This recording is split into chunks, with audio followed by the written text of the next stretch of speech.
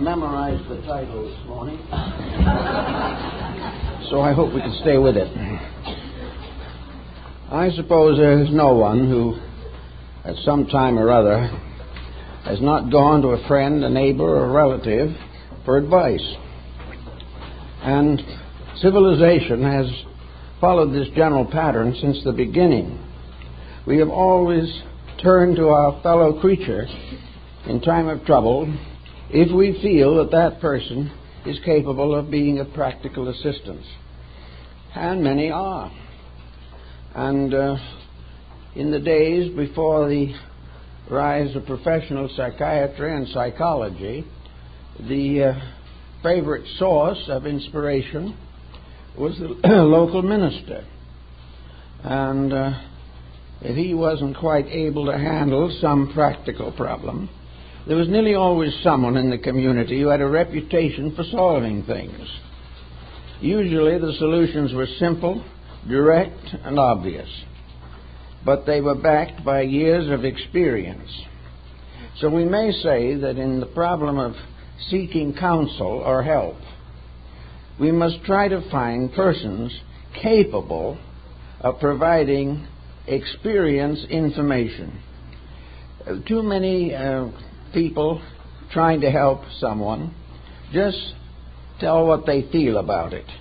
Or if I was you, I wouldn't do that. There is no particular background of insight. The individual who is giving the advice has probably never faced that particular type of situation, and if he has, he may have handled it badly.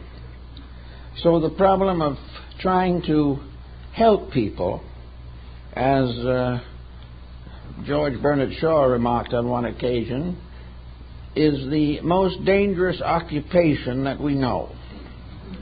We can get into trouble that way, and of course today trouble is not taken as it used to be, as something expected and almost inevitable. Trouble is now the basis of litigation, lawsuits, broken homes, ruptured families, and almost anything you want to think about. So here we are gathered as a group of people trying to improve ourselves. We want to grow. We want to find out a little more about the values of life so that we can live better. In order to do this, we must search in many cases for some outside assistance. Perhaps we will read a book that we feel has a good answer, or we discuss it with someone whom we regard as authoritative or informed. But always the individual who gives advice has certain responsibilities that he must face. In other words, in order to give advice, it is very definitely necessary to examine our own inner natures. Why do we do this? Is it because we really feel that we are informed? Are we actually able to handle the situation that is brought to us?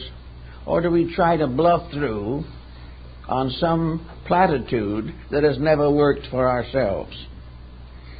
So we have to be careful that we are not trying to play an instructor when we lack the information necessary.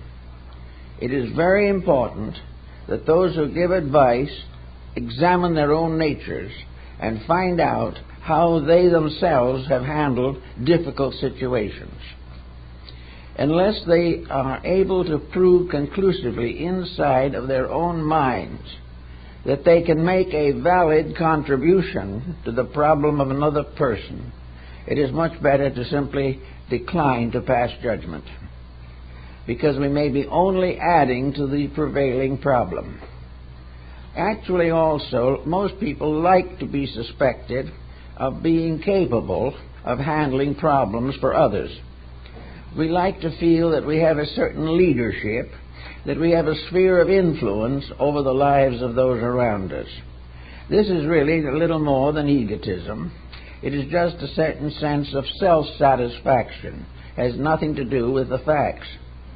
But if by any chance we are personally ambitious to be recognized as a source of information, that we may often go beyond our natural abilities. We will answer questions that would never meet the requirements of our own experience. Things that never could have happened to us, we will try to pass judgment on or tell someone else how to take care of the situation. This goes on year after year, and nearly every family has in it somewhere an advice giver who nearly always is the one most in need of advice themselves. They may be well-intentioned, good-natured, kindly people, but many of them simply try to advise by imposing their own temperament upon the other person they are trying to help. It's one of the most common introductions to an advice cycle is, "If I were you." Well, this in itself is a dead negative. The other person is not us. Our way of doing things may not have any bearing upon theirs. And may be well to note that these people who have been giving this information have done what they would have done under certain circumstances, and it came out badly. Therefore, this type of advice does not work. If we are in positions where we know that advice is necessary, we can look back on the family patterns of long ago. Hundreds of years back, maybe thousands of years back, the primary source of strength was a family unit in which up to 2 and sometimes 3 generations were alive at the same time. These 3 generations formed a basic experience pattern which they tried to share and pass on to the young. These close family patterns were based upon the common experience of the family unit. The advice given would be applicable to the people for whom it was given. They would be part of the same situation that had caused a father or grandmother to come to certain conclusions about life. So in the family unit, it was a more or less self-protecting thing. There were very few religious arguments 500 or 1,000 years ago, because most persons belonged to a community of religious life which was suitable to all of them. So in those days, the elders were probably the source of instruction. This was true in the American Indian psychology.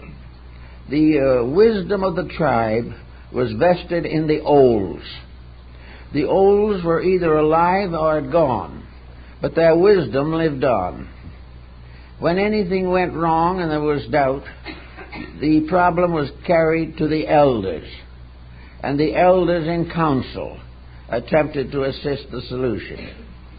The elders were those who had lived long, had been through much, had suffered a great deal, and had gradually integrated an inner life that was secure and proper. This wisdom they could pass on to the young, and the young in those days were very happy to get it.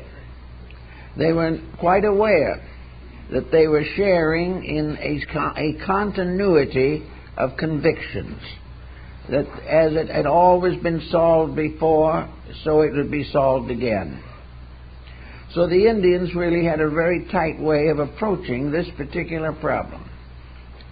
They had the medicine priest, and in the Indian philosophy, medicine meant sacred. And all problems were brought to this sort of mystic elder, whose word was law, whose decisions were final, but in all cases were based upon the old wisdom of the people who had gone before, those who had lived long, who had labored hard, and had died bravely in the defense of their tribe. So this type of wisdom became the basis of guiding new generations. Now, the younger generations were not too difficult to guide at that time for one very important reason. They respected the olds. They respected because they saw every day the value of the wisdom that had been accumulated from a lifetime of experience. These young people did not question, because in their hearts and minds they knew that the elders were better informed, had the proper solutions to problems. Now, of course, this is very largely broken up. There is no such a pattern anymore in most cases, although among a number of Amerindian groups, the reestablishment of this concept of counseling has been more or less reestablished. It is this close contact with the natural problems of things that helps to make the proper counselor. Now, the Bible, the Old Testament particularly, has to do with the prophets and priestly ones of old. There were those who, out of the wisdom of years or by mystical experiences within themselves, were wonderfully gifted, and even the rulers listened with great attention and were careful not to offend those upon whom the Spirit of the Lord had descended and had given them jurisdiction over the acts of mankind. Now, these old priestly ones were not just simply wise in the professorial sense of the word. They did not speak from an academic background. They spoke from the experience of the ages. They spoke also from a lifetime of constant service to their fellow man. They did not have many ideas of their own. All the ideas that they had been handed down in the Scriptures or in the teachings of the fathers. So there was, again, a kind of descent of infallibles, things that always had worked, things that always did solve, and which the new generation was willing to apply to their own problems. As the family ties broke and the situation scattered, a great deal of this wisdom has been no longer available to the average person. So today, if we have a problem on our hands and we want help, we cannot simply ask somebody. We cannot take it over the fence with the neighbor. We cannot go down the street and to a friend who plays bridge with us on Tuesday evenings. These are not the ways in which we can hope to find solutions. Of course, the first problem, when faced with difficulty, is to look inside yourself. If you can be completely honest with yourself, you are the best counselor you will ever have. But many people are not capable of that degree of impersonality. They are bound to sit on one end of the scales where they weigh a problem. Instead of following the fact of the problem, they follow the implications that they wish to recognize. But if a problem arises, every individual should really say to himself, have I done everything possible to solve this problem?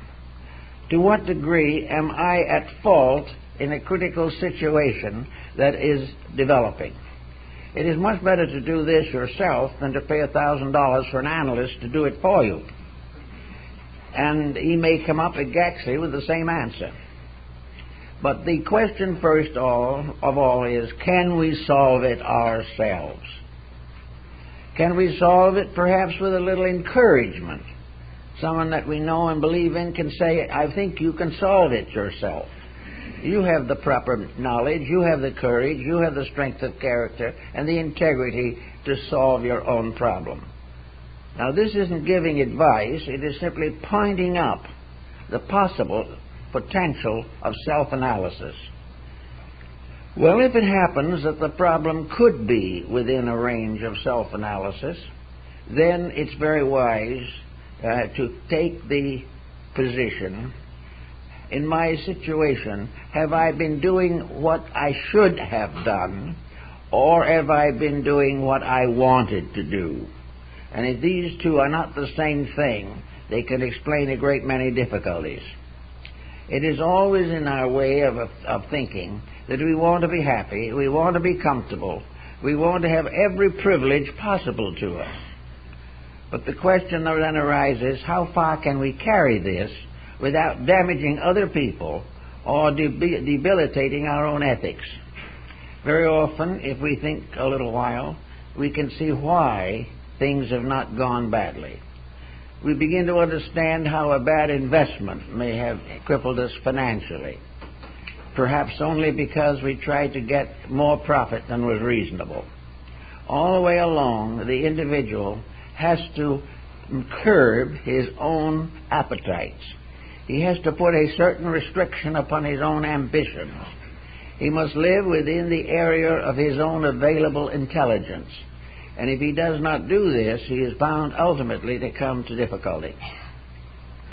Well, you can look through the situation, and if you have a living parent or someone who is very close and has long been very fair in matters, you can perhaps discuss it a little bit with them to see whether they had discovered in you characteristics and traits which you have not recognized that you have.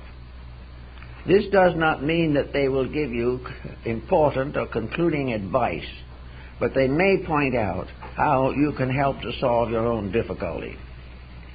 Actually, we are all in this world to solve problems ourselves. Now, in a complicated civilization such as we live in now, it is not always possible to do this alone. We must call in help. We must do various things that will assist us in protecting our integrities and our normal rights and our responsibilities. Now, if it seems that you do need to have some kind of advice from someone else, then you must begin to estimate the type of person whom you believe can give you the advice that you need. The present tendency is to be a little afraid of professional, technical advice.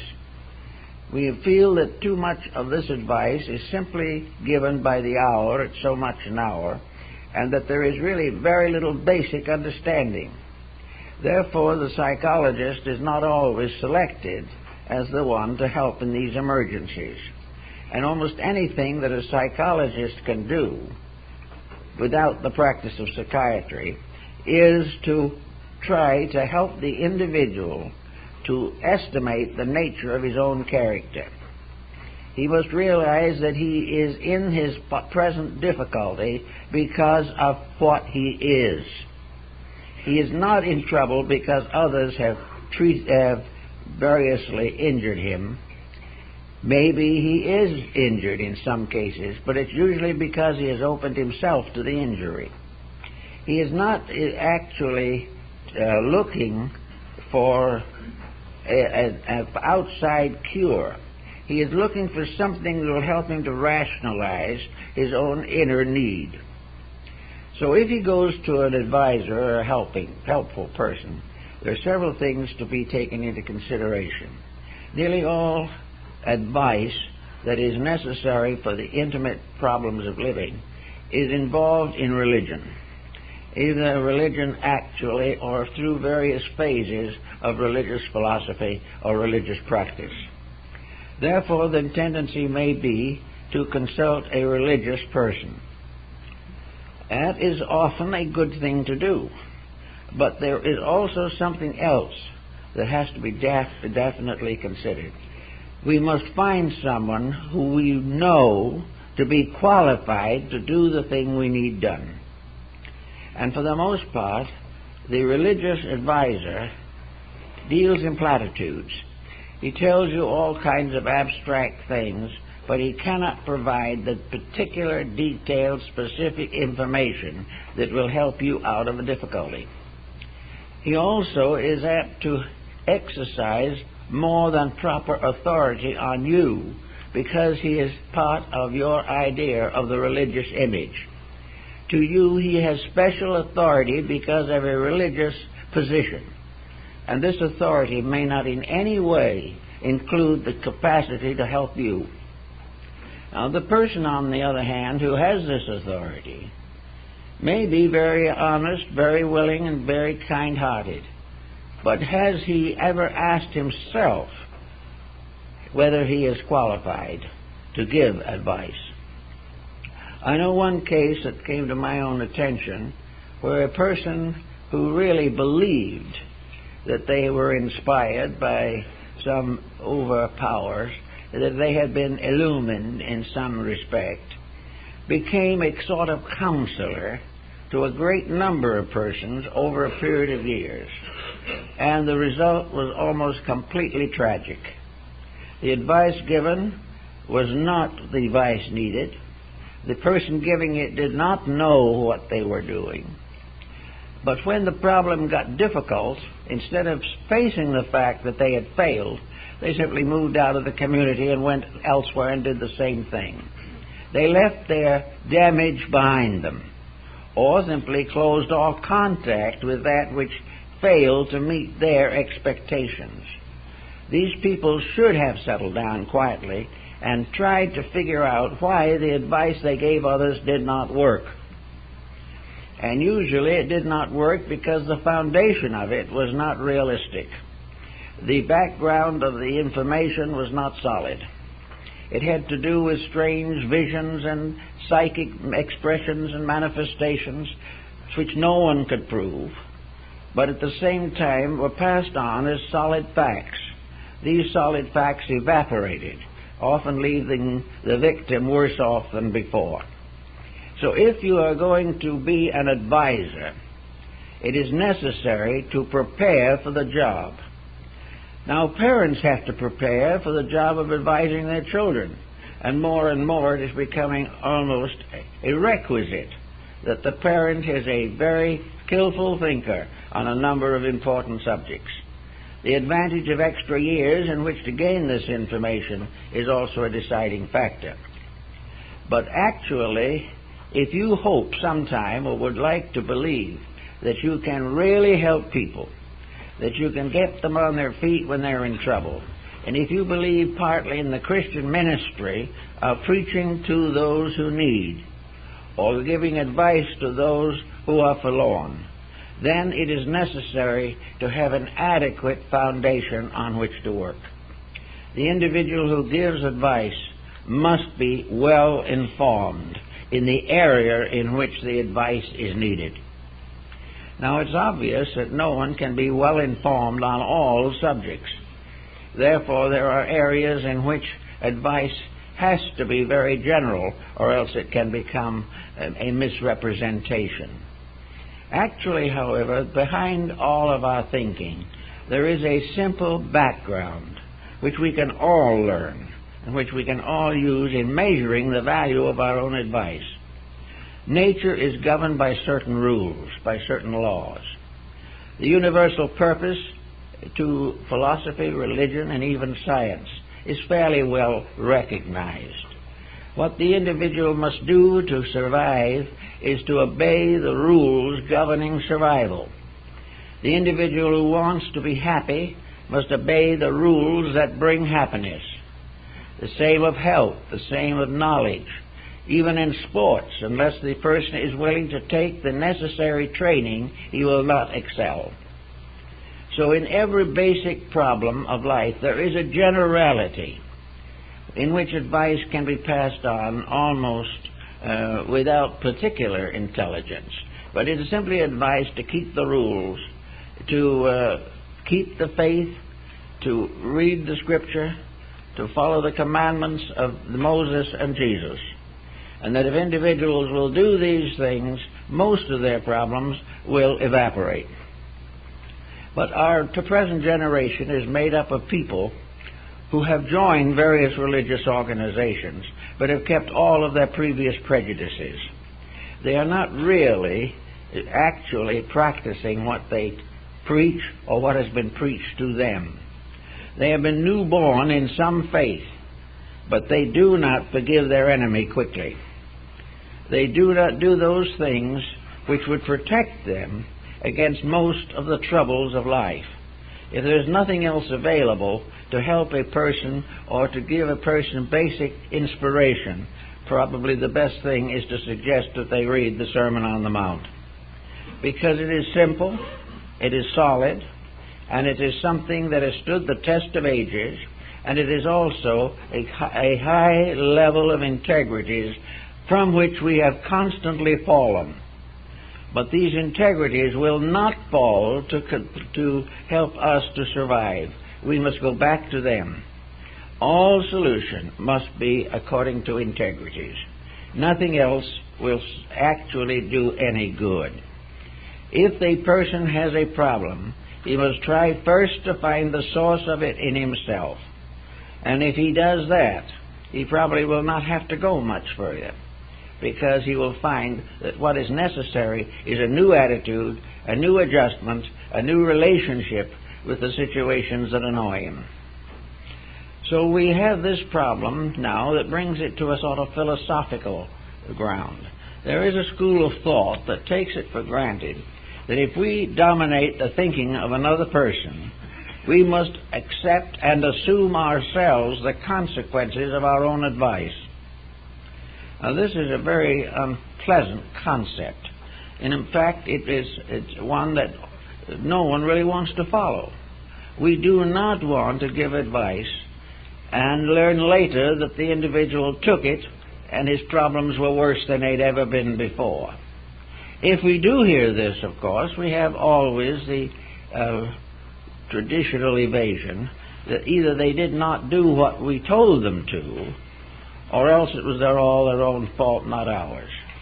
But where we pass on an influence strong enough to condition another person, where through psychology of dominance, or through some traditional background, or through religious superiority, our influence becomes so definite that it is difficult to resist, and this influence goes bad, we are certainly in some way involved, because I know a number of persons who have ruined other people's lives by their hasty advice, their dogmatic attitudes, their unwillingness to practice the basic principles of Christian charity. So this problem brings into philosophical focus the matter of the responsibility that we have when we over-influence other people. And by over-influenced, we don't necessarily mean a good heart-to-heart talk or something of that kind, but where we put behind that some strange psychic pressure, some mysterious factor, where the person giving advice insists that the advice is not originating with him, but was given to him directly by the divine hierarchies. This makes it very difficult for the other person to resist what is in fact a delusion. So that where we press an advice, supporting it with factors that are not true, or trying to influence and maintain this influence by exaggeration, or by threats, or by all kinds of misrepresentations, then certainly we are at fault. We are definitely breaking the rules of good living. We are breaking the rules whether we know it or not. Now, many people who suffer do not know that they have broken the rules, but they are still suffering, and sometime they must face the fact that breaking the rules is the cause of suffering. So if a person trying to help another goes beyond the normal estate of his common knowledge and attempts to press, force, or over-influence, he is going to take on consequences which may be difficult. A good example of this happened a number of years ago, and a person who came to me when a young woman, when she was in her early 20s, had a romantic affair. The family disapproved, of course, and the mother particularly disapproved because she had already planned that in her older age the daughter was going to live with her and take care of her. With this in the back of her mind, she fought to destroy the possibility of a marriage.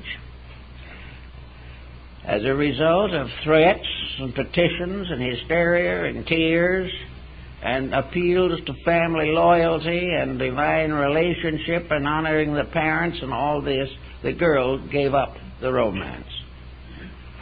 They lived together, the daughter and the mother, for years. The mother finally died, leaving a 65-year-old daughter who had never been out of her mother's sight. Both lives wrecked. The older woman gone, the younger woman now beyond the age of building a home or having a normal relationship with life. Now, the mother was moved primarily not by the fact that the marriage might have been wrong. She was moved by the fact she wanted to hold the girl to herself. She wanted to be able to dominate this person so that this person would take care of her in her older years. Now, there's a good case for karma. It's almost certain that the older person will sometime have to face this, because it was wrong, it was selfish, it was self-centered, and it was prejudiced.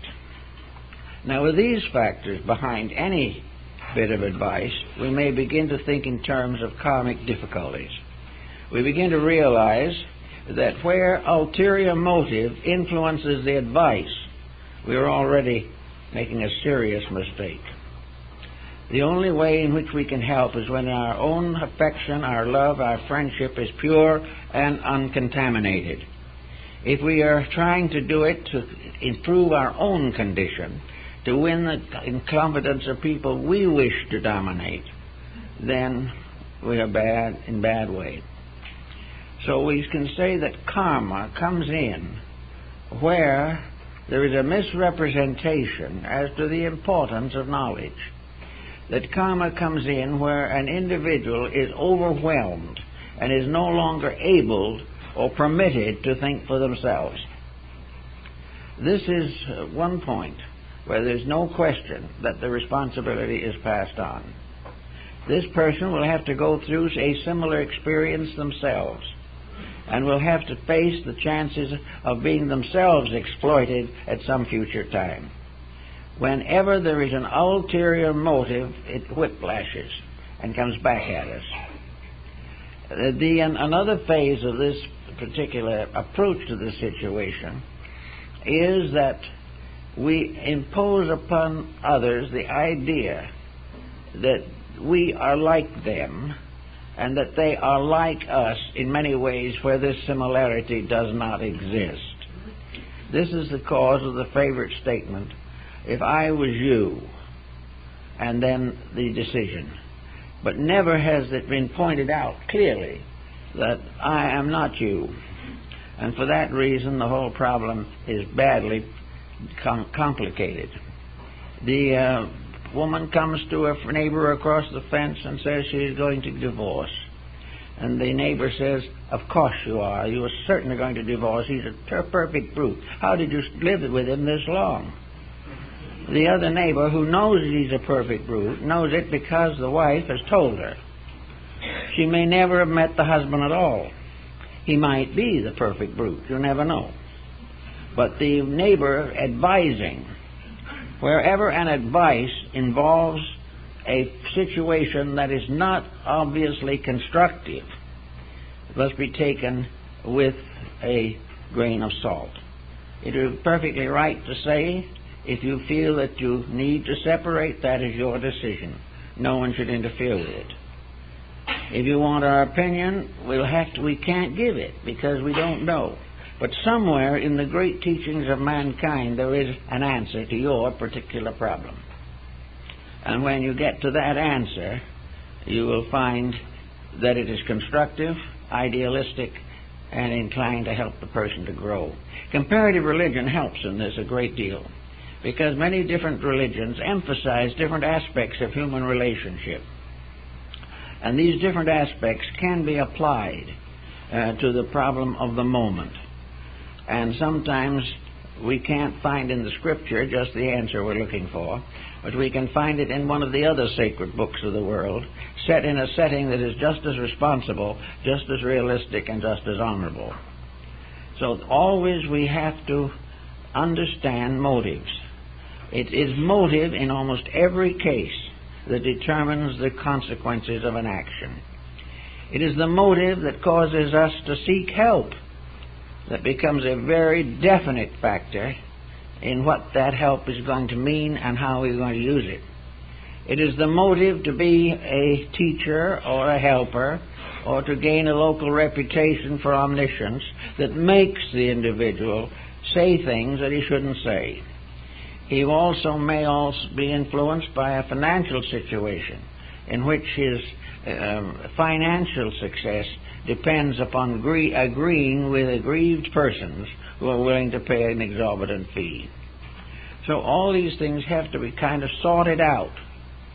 If we are parents, the law is that we have the right to help these young people, that we have a right to coach them in the things we believe is right. We have a right to chastise them in some way if they break the common rules of life before they're old enough to understand them. We have a right to try and make honest citizens out of our own children. We can do all that is possible. But also, it is very likely that the effort will be clumsy, extremely clumsy. We will simply demand obedience, and we will never question in ourselves whether the thing we wanted them to do was suitable for them to do. We demand obedience and allegiance and unquestioning acceptance, but when the child stands a few feet away and looks back at us, they find that we are not the responsible person who could hold their confidence. So there is rebellion where the conduct of the parent is not consistent with the natural integrities of a child. If these integrities are blighted long enough, they will then be corrupted also, and the trouble will spread, sometimes through several generations. Actually, then, all ulterior motives have karmic consequences. The only thing that has no negative consequence is that which is done with fullness of spirit, kindness of heart, and with all the wisdom, insight, patience, and temperance that we can possibly focus upon the situation. We must in no way try to over-influence. We mustn't fall back upon hypocrisies to strengthen our position. We must not try to plead with a person on some religious grounds which is inconsistent with their believing. All of these side factors have to be faced. Now, advice is something that's not really a mental thing at all after it's all said and done. Advice is an exchange of inner understanding. It is a communication on the level of the human soul. The advice that is given without love, without charity, without honor, is not advice at all. It is rather that we must recognize that as the deity, in one way or another, implants upon the face of nature all the truths that we need to know. And man, over the course of ages, has gradually interpreted many of these truths into works, sacred books, art, music, literature, philosophy, and science. Therefore, the great book of solutions unfolds around us all the time. We have to always try to move only from the deepest side of our own nature. This doesn't mean that we can't think, but it means that the real basis of our understanding is a subtle sympathy by which we find ourselves close to suffering and anxious to serve its solution. Any other motive will get us finally into trouble. Always we must realize that our own experience may not be the necessary thing for another person. We have to try, therefore, to gain as much understanding and insight of experience as possible. My reactions to these things have been largely on the level of comparative religion. I'm a little worried about intellectual philosophies because they do get into trouble themselves quite easily, and the sciences ignore too large a part of the person. But in a mysterious way, comparative religion will show us the good in many faiths and help us to find the answer to the problem that we ourselves face. There's a story in Buddhism about the general of the armies who went to Buddha. And he said, "Master, you teach peace. I am the sworn ruler of the armies of my king. I have sworn that I will defend the state. I will defend the liberties of the people. I will defend the ruler, if necessary, with my life. Now you tell me I should be a man of peace. And Buddha said, well, not necessarily. The dedications that you have made voluntarily. And you believe they are right. And you believe they are necessary to protect the state. And you believe, if necessary, that you will fight for the state to try to help it. That's all part of your way of life, with one thing you must remember. If that is the way you want to live, you must be prepared to die that way yourself. In other words, if you are a soldier, you must be prepared to face the dangers of that occupation, justified by your belief that it is right. But always any right that is not peace must be guarded by the fact that the person who tries to fulfill that right shall take the same penalty that might be bestowed upon another by his own action. So all the way along you'll find little fragments in the teachings of Confucius, in the teachings of Lao Tzu, of Buddha, of Muhammad, of all these teachers. There have been moralists among them, mystics in most of these groups, who have tried to solve the problems of life. And they say, for instance, if you are a badly problemed person, if you have a great deal of difficulties and you don't know what to do about them, perhaps the Coptic monks of the desert or some Zen monastery in the hinterland of Japan has something for you.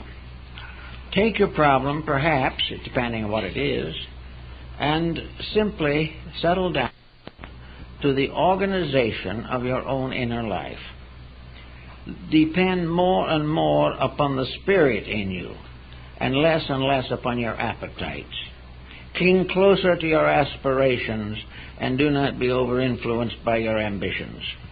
Little by little, cleanse the compound of your own nature so that you are not concerned primarily with the gratification of any sensory perception, as Buddha points out.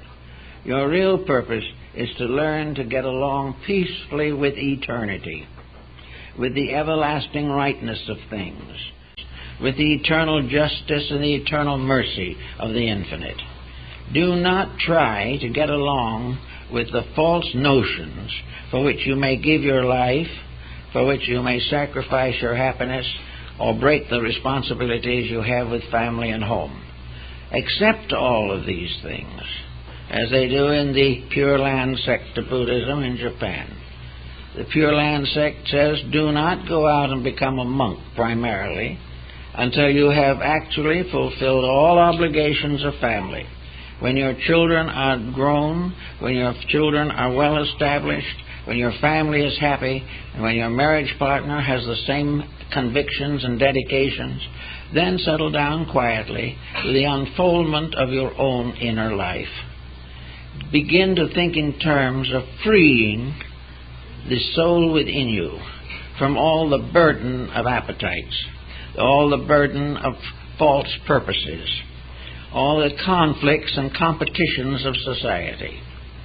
Just realize, if you can, and we all gain little by little the power to do this, that the great reality is the discovery of the eternal peace within ourselves, and that peace is the form of deity that is most obvious in the complex structure of mortal bodies. So then this type of thing comes along, you no longer try to be impressive. You no longer try to help people unless they need your help. I've told you before about this monk who I think is a perfect example of a type of relationship. He had been a wealthy man and been a businessman, and the sorrows of life and the disappointments of life fell upon him. And he finally decided that his miseries were largely due to the fact that he was so definitely always trying to prevent himself from hurting. That everything had to be sacrificed to him having his way about things, and that when he didn't have his way, The persons who stood between were enemies, they were vicious people, they were misunderstanding people, and he was just tied up into this pattern for most of his earlier life. So he simply put on the yellow robe and became a mendicant. And he made a very simple career out of being a mendicant. He went along the country road and he saw a house with a leaky roof. So he mended the roof, blessed the people, and went on and charged nothing for doing it. In another house there was a group of people, someone was very sick, and the children were underprivileged and in trouble. The house was run down, and many people were afraid to enter because of the ailment. So he just went in, washed the children, gave them baths, cooked the food, helped to nurse the sick person till they recovered, and then disappeared. He spent nearly 40 years doing this, from one place to another. His only desire was to serve. He never tried to teach them anything. He didn't have to, because he brought thousands of them to religion by the living of it. And there have been persons in all religions that have made these kind of contributions. And they are the ones whose advice is probably the most vital of all, because it is obvious that it is a solution to the greatest need of the human heart, the need to serve. So we watch these things every day, and we read in the papers and we read the books about all the new things that are happening and the wonderful discoveries that are being made, and many of them are very good. But when we come to these problems and start reading the books, it might be very well for a person who is reading because he's in trouble to pause for a moment before he studies the cure recommended and finds out what the cure is inside of himself. If he is an alcoholic, he does not need to read books on the subject. He has only one problem. He's got to get over the ailment or it will destroy him. There are many ways he can fight it, and he can win. But regardless of anything, it is an action of his own. 1,000 people can tell him to quit, but if he doesn't want to, he won't. Many people who are suffering, I know several persons today who are suffering from career problems. They are not willing to live within their own capacities. They have finally gotten up to be managers of a big business or one of the vice presidents or something of that nature, and they are going to be miserable until they get the top spot. Well, in many instances, they are not suited to the top spot. And in struggling desperately to transcend themselves, they make enemies. They try to downgrade other possible candidates because they want that spot. And then in the middle of it all, they have a thrombosis or something of this nature. The system breaks down completely under the pressure of this terrific ambition. Now, you can tell those people to stop and slow down, take it easy. I know cases where families are pleaded with these persons to take it easy. But the ambition drive is just too strong. That ambition will end in trouble. It has to. But when it comes to advising these people, you can say to them, yes, you're doing too much. You are not living the way you should. We can also suggest maybe a way in which they might be able to ease up a little on these problems. Diversify. Many of these people have never had a hobby. They've never done any vocational thinking. Get them started on some kind of rest. Put a golf club in their hands and tell them to go out and get into the air, to do something else to help themselves along. Sometimes they will do it. Most often they won't do it. But we have no right to go in there and say to this individual, it is divinely appointed that you play golf. And we have it from the archangels that if you don't, you'll get into trouble. Man will probably then go back, and if he doesn't do the things he shouldn't do, he'll be tempted to. So these things won't work. We cannot help people beyond the words of a few syllables. Things like the words of Christ, the Last Supper, or something of this nature, are very simple words. They are words that are supposed to go right past the mind and go into the heart. They are supposed to represent an inner dedication to values, a deeper spiritual insight. And they are always words of kindness, words that are not critical. Today we have a great world of people fighting each other, everyone afraid of everyone. And this, in the fact that we have in this world today probably 1.5 billion Christians who claim to believe in the words of Christ. Many of them have been baptized, attend regular church, go to confession, and receive extreme unction. But why do these people not ever seem to get around to the words of the person they consider to be God on earth, the personal only born of the Father, where he says very simply, love ye one another. Now everything else really in the form of advice fails, because that is the basic advice. And on that you can build all kinds of relationships. You can make all kinds of interpretations of how things should be. You can build an elaborate philosophy to justify the proof that peace is better than war. But unless the individual finally realizes that the final bond that can hold humanity together is love and nothing else, and that this love is sincere, that is the kind of love that will sacrifice self for the one who is the beloved. And if we will sacrifice ourselves for that world to which we belong, it won't be long before peace will be here. But while we continue to preach it and nobody does anything about it, we are in the same position we were in before. Now comes the question, can we force this peace? Can we demand the peace? Can we assassinate anyone who doesn't keep the peace? Can we jail the person who is contentious? Are we ever going to be able to create this peace by a frontal attack upon the vices of society? Friends, chances are we will never be able to do it. We will never be able to do it because legislation cannot do it. And wherever legislation attempts to change natural temperament, we have the proof of the fact that karma is a responsibility that descends upon anyone and anything that tries to force a change in human nature.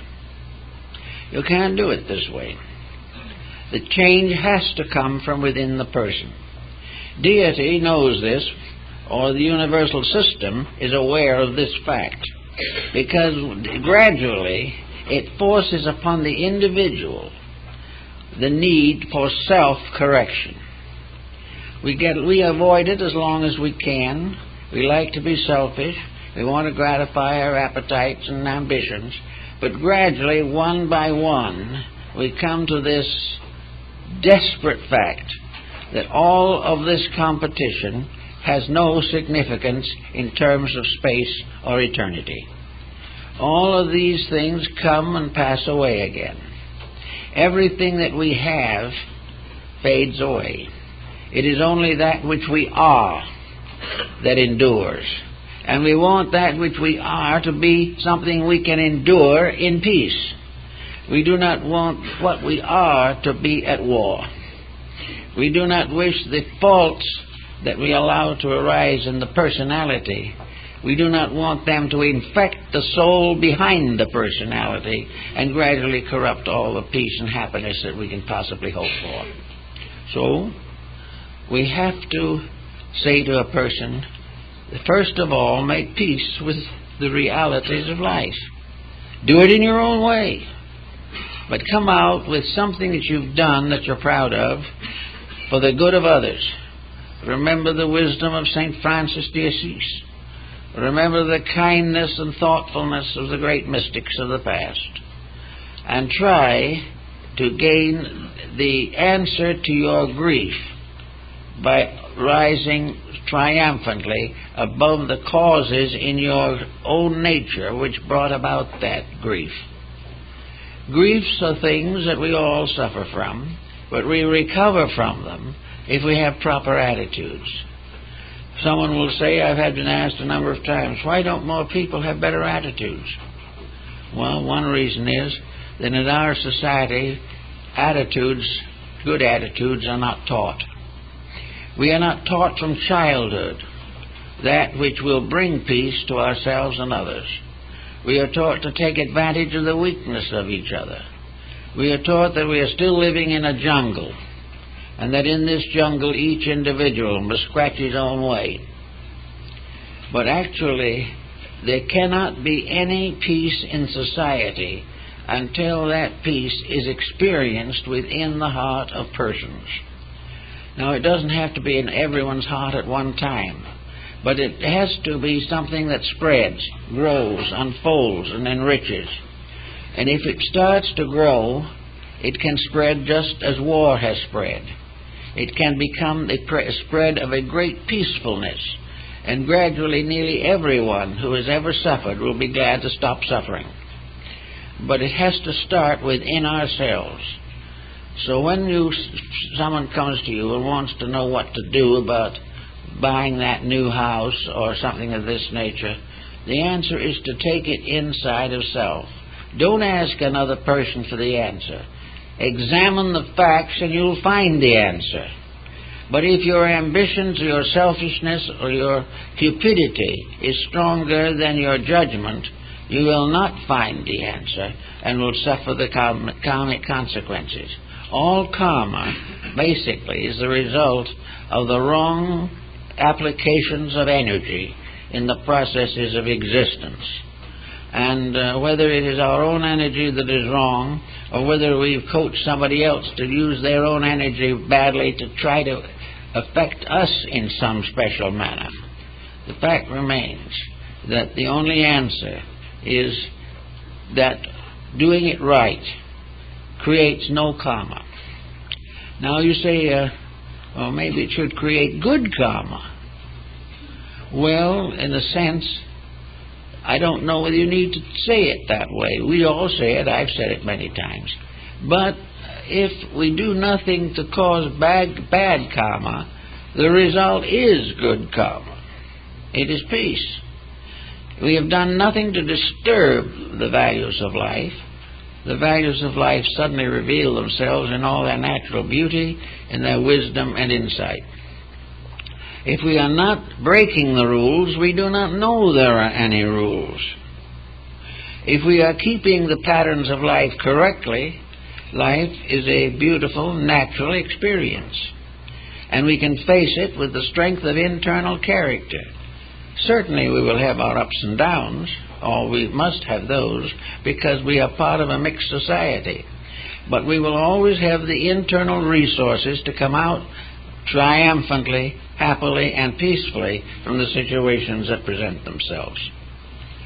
So we'll say that somebody now, in this pressure of things, says they feel that they know exactly what somebody else ought to do. This individual doesn't want to do it, therefore he is stubborn, he is ignorant, he is unpleasant, because he does not want to do just what we want him to. So we may find ways of trying to convert him, more or less forcibly. We may say to him, well, if you don't change your ways and do what I suggest, you are not in our employment any longer. That is one way of putting a pressure on a situation. Another one is, if you don't wish to live in harmony with the laws of our family, get out of the house. This is another pressureful thing, which is a way of trying to change a person to meet our requirements, when in reality we should only change people to help them to meet their own requirements. Then we may say, if you join this other religion, I will disown you. That is another mistake. Sometimes it goes so far as to say, if you do this particular thing, I'll kill you. It is this tremendous pressure, determination to change other people, but never giving these other people an example of the benefit of a better attitude toward life. The revenge goes on. It is never solved, never settled. The antagonisms build and build, and then we wonder why the world is in the trouble it's in most of the time. But wherever we try to force, it may not be so strenuously, but now there are many different doctrines floating around, which in a sense are perfectly all right. There's no reason why a person shouldn't follow the religion that is closest to his own heart. But when he joins something that forces him to change his own internal life in a direction he does not want to change it, then something is wrong. If this belief cause forces him to do things that he is not ready to do yet, and he tries to do them, he will be in trouble, and the group will be the victim of its own bad karma.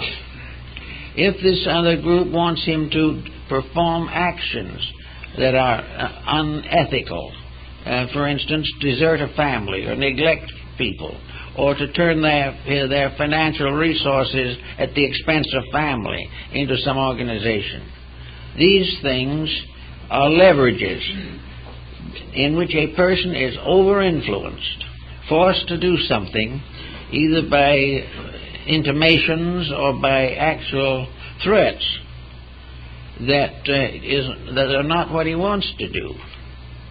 Then he is in trouble. And the only answer in that situation is, if what you are asked to do is below the level of your own integrities, refuse. And if the refusal makes you an enemy to the group, retire. Do not allow any belief, no matter how religious it may be worded, to cause you to break in any way the commandments in the Sermon on the Mount. Never compromise principles because human beings demand it. That organizations are built up which are contrary to ethics, that is their business. But we cannot afford for one moment to be over-influenced by them. So that is where your bad karma comes in. Now, if you have become associated with a group and it wants you to do something that you shouldn't do, and expects you to propaganda that group and influence other people to do what you do not believe, and you try to do it, then you are making karma. You are breaking the integrities of life. Now, karma is not just a penalty. Buddhism, Hinduism, most of the religions of the world that accept karma as a reality do not regard it as basically a punishment. It is a challenge. Karma is not something desperately bad that's falling on your head. Karma is a gentle reminder that you have done it wrong, and that therefore it is time to rearrange your values. Karma is not something that curses you to the end of time. Karma is something that invites you by an object lesson to improve your own conduct. If you accept karma as a challenge of integrities and rise above it as such, you will find that there is always a silver lining and there is always a compensation for the improvement of conduct. So never think that karma is like damnation or something of that nature. It is not even purgatorial. It is simply nature telling you that you have broken the rules. And that's because you have broken the rules on one level, you are physically ill. You are not physically ill because you were predestined and foreordained to be sick.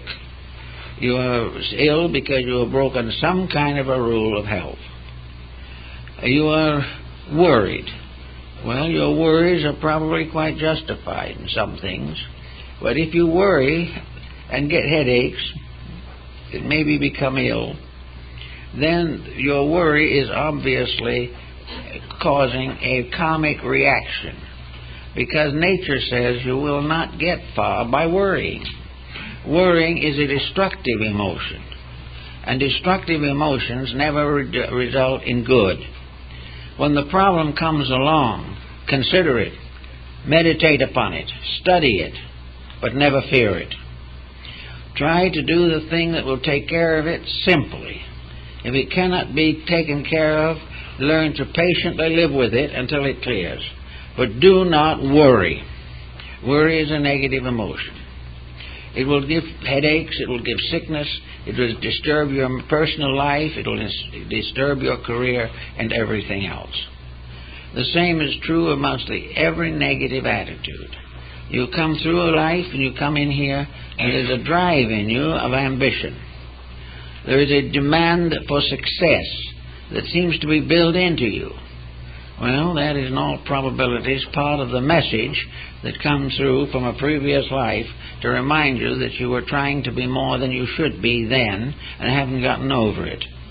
When this type of thing comes along, relax, do the thing that you can do well, but do not strive beyond a reasonable point or you'll get nothing out of it but sickness.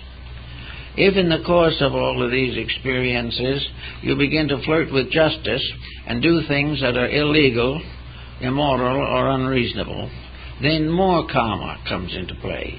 But if you correct these things, the karma ceases. And if you didn't do them in the first place, there wasn't any karma. And the individual who lives a simple, direct life is going to be the saint of tomorrow. In this world we're living in now, we're coming to the end of the 20th century. And we're coming into it in an awful mess. Now this mess is not quite as bad as it looks, we'll admit that.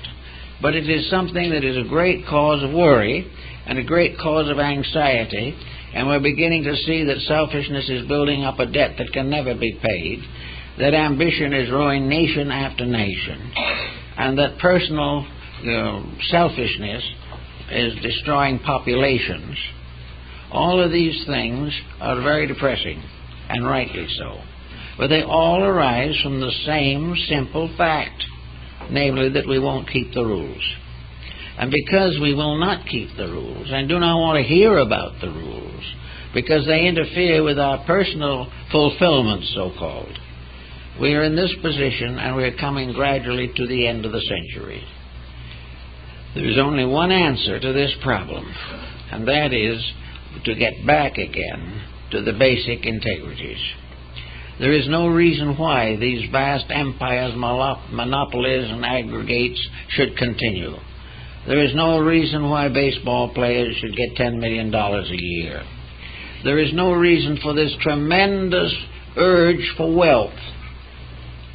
And again, the words of Christ come into matters, that we should store up our wealth, our treasures in heaven and not in this world, because anything we store up here will be destroyed, corroded, or stolen. So we can just simply begin to think that by maybe the beginning of the next century, there will be a kind of fall. We fell once out of heaven, and we fell into a serious situation, if we can believe the biblical stories. But next time, perhaps we'll fall on our feet. Perhaps the next time we will realize that there are certain simple integrities which are the best for all of us, and that when we have these integrities we can be happy, we can develop talents and abilities, we can unfold resources of consciousness, resources of art, music, literature, we can travel, we can do all kinds of things that are nice and pleasant. As soon as we stop this tremendous pressure for values that can never be fulfilled. So if we break the rules, it is not so much that we are being punished. It's simply that the blackbirds have come home to roost. We have done certain things, and we must take the results of these things. And until we correct them, they will continue to haunt us. There's no use going to somebody else to ask them how we can survive gloriously the consequences of our own mistakes. There are a lot of counselors that will take on the job, though, for reasonable consideration. They will tell us that we can do anything we want to do, and that all this idea of morality and ethics and so forth is something that is being used by the intellectuals to imprison the common man. That actually we can all be millionaires. Years ago there was a man said, if you really want to be a millionaire, all you have to do is keep your mind on your second vest button. and make sure that your chest is pushed out against it all the time. This does it. As I remember, he died poor. But in any event, we will have all kinds of advice on how to control other people, how to make the great steps forward into luxury and extravagance. We will be told that our morality is an interference with our success, that integrities are old-fashioned and out of date, that what we should do is scurry around and get other people into as much trouble as possible. Well, those giving this kind of advice are the ones who are building up some pretty bad karma, because they are perhaps going to sometime have to live in a world which is not that kind. Supposing it the next century, there is a major shift, and simple, honest values become important. We are no longer so ambitious about everything. We're perfectly happy to live along in comfort and peace and quietude, and that wealth will have lost all of its attraction for us. About this time, those who have been preaching the importance of wealth and power and all those things will come in again with the same preachment, and no one will be listening. No one will care. These people then will go through a terrible pressure of finding that all of their processes, all their willpower, all their determination is powerless against the common sense of an enlightened majority. The moment we become a little reasonable, all this unreasonable policy will vanish. The vast inflations will slow down the moment people think. And when we begin to do this, then we will have what is called good karma, which is really just normalcy. And the bad karma is simply unwillingness to keep the rules.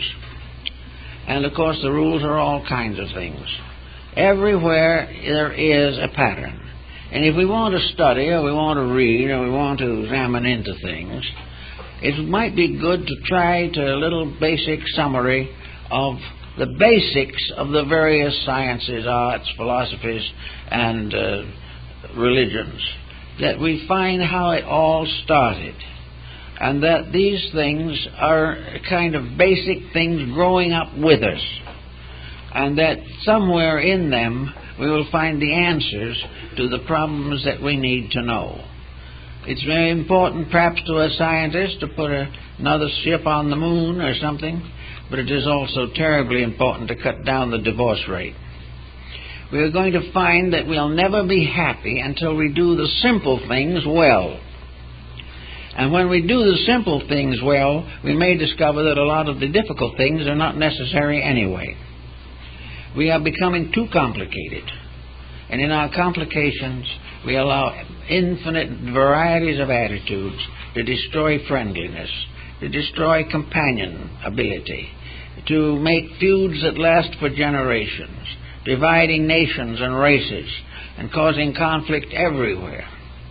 It's all just simply due to the fact we will not look inside of ourselves or understand the divine plan of things.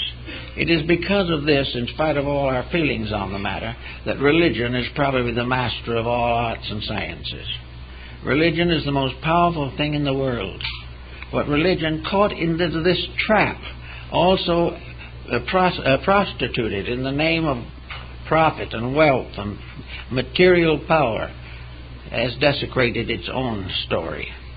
But beneath it all, the simple facts of the relationship between divine power and nature, between the human being and the universe in which he lives, and between each of us and our own neighbors. These spiritualized realities must be the basis of the civilizations that must rise if we're going to end this mess that we have made for ourselves. And even where it's a little difficult now, all of us, to a degree, can start this reform motion if we want to. We can't ask and don't ask people to break up their whole way of life to change something, but we can find nice things beginning to creep in. We can find a little more friendliness, a little more patience, a little deeper and more satisfying love. we will find that domestic grievances do not necessarily have to break homes, that there is always a way in which a greater love will mend a lesser one. There is no reason why we should be building always to defend ourselves against hate. These things, little by little, we can overcome in ourselves.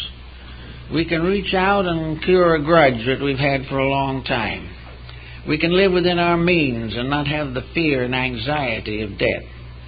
We can give a little more time to the children if we want them to give a little more peace to us in later years. Everything can be done the moment we begin to put values where they belong. And until we put values where they belong, we're not going to get the results. And anyone who tells us that we can have a peace we have not earned, a prosperity that is not firm in our own achievements, that we can be happy without deserving it, that we can be healthy and break all the rules of food, that we can be robust in everything and at the same time be on narcotics. Any type of instruction that does not demand the correction of the faults that have caused the ailment, any such instruction and those who carry it on will be part of a karmic load that they have to carry. For if we do what they make us do, or impel us to do, or advise us to do, and it is wrong, we will suffer. And because they have made us suffer, they will suffer too. There's no way around that perfectly frank, reasonable, natural fact. So each of us should stop trying to prevent suffering coming from us to anyone else. We must realize that we do not have to accept the wrong attitudes of other people. In many cases, we can transmute them. In any event, we can always meet them with a blessing regardless. They tell the story of the old monk in his cell who was copying a manuscript, and all of a sudden the devil came up through the floor. And the old monk was so busy working on his manuscript, they didn't even hardly look up. He just said, "Bless you, my son." And when he looked up, it was an angel. The difference was in himself. So until we know some better way of doing it, it's best perhaps for us to all bless each other and hope that we will not contribute in our own lives anything to the misfortunes of the world. Well, thank you very much, folks.